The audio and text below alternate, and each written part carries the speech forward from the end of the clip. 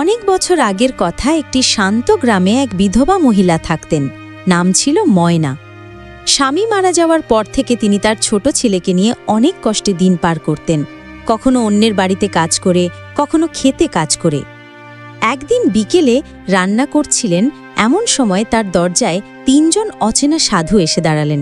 তারা বললেন, মা, আমরা অনেক দূর থেকে এসেছি, একটু কিছু খেতে পেলে উপকার হতো। ময়না বিনয়ের সঙ্গে বললেন, আমার ঘরে খাবার খুব কম, কিন্তু যা আছে সেটুকু আপনাদের সঙ্গে ভাগ করে খেতে পারি।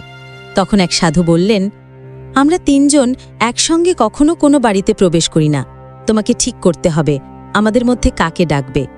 ময়না বিস্ময়ে পড়ে গেলেন, আপনারা কে কে? তখন তারা বললেন, আমরা ৩ জন, একজন ভক্তি, একজন সম্পদ আর একজন প্রেম। ময়নার ছেলে বলল, মা, ভক্তিকে ডাকো, তাহলে ঈশ্বরের আশীর্বাদ পাবো।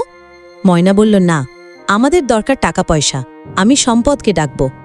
তখন পাশে থাকা এক বয়স্কা প্রতিবেশিনী বললেন, না রে ময়না, প্রেমকে ডাক, যেখানে প্রেম থাকে সেখানে সব থাকে।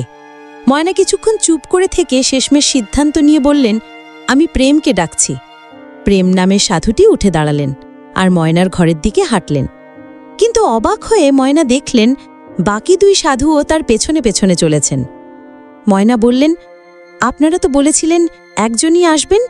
তখন তারা হাসলেন আর বললেন, তুমি প্রেমকে বেছে নিয়েছ, তাই আমরা সবাই এসেছি।